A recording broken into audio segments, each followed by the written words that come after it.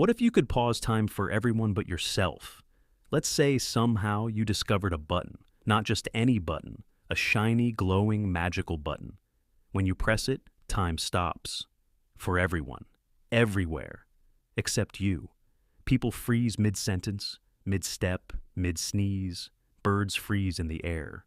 Raindrops hang like pearls. The world becomes a statue garden of life. And you, the only one who moves through it. Cool, right? At first, it's incredible. You can sleep in as long as you want. No more rushing to school or work. You casually stroll through traffic jams while cars hang mid-honk. You grab snacks from vending machines without paying. Technically, you're not stealing. You'll unpause time and put it back, eventually. But then you start to notice some problems. First of all, physics gets weird. You quickly realize that machines don't work when time is frozen. Cars won't start. Phones don't turn on. You can't browse the internet. Because somewhere, the servers are frozen too. No TikTok, no Netflix, not even Wikipedia to answer, why is everything so quiet? Electricity? Gone? The moment you press the button, electrons and wires stop moving, lights turn off, screens die, even your microwave gives up. So now you're stuck in a totally frozen, powerless world, forever quiet. Just you and, well, time. You think, okay, maybe I'll go travel. And sure, you could. Planes are frozen, but you could walk onto one. Or walk across the world if you have good shoes and unlimited protein bars.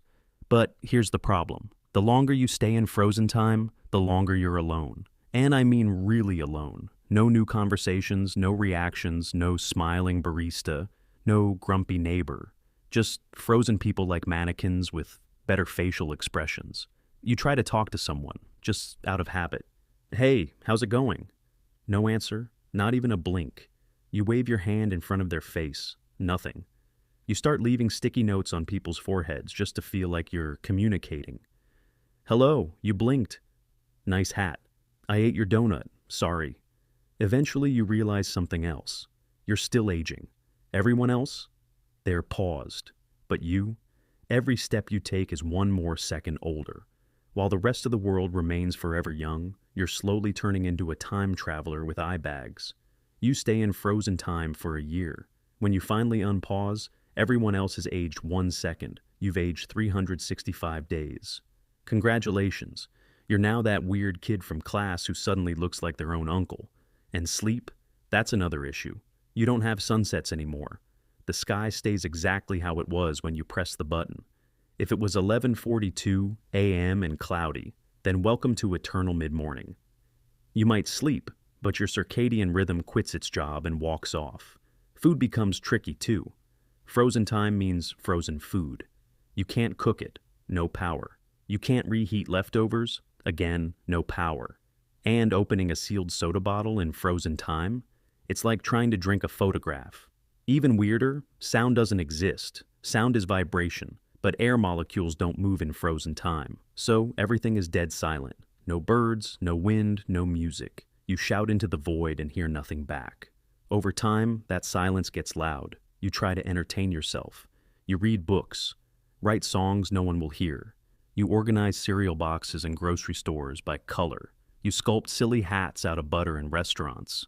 You draw mustaches on statues. You prank frozen people by switching their phones for bananas. Fun at first, but even boredom becomes exhausting when there's no one to laugh with you. Eventually, you miss time. You miss change.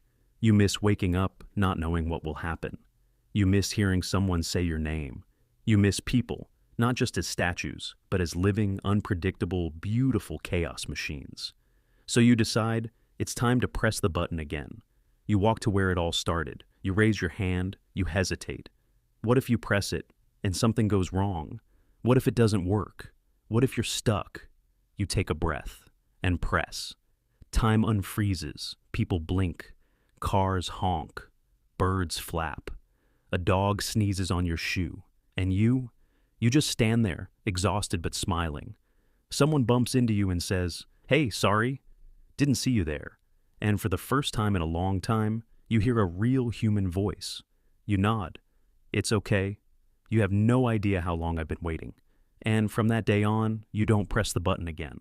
Not because you can't, but because now you know time is messy, unpredictable, chaotic, and absolutely worth it. Even with the traffic, even with Mondays, even with alarm clocks. Because the only thing worse than time moving too fast is time not moving at all.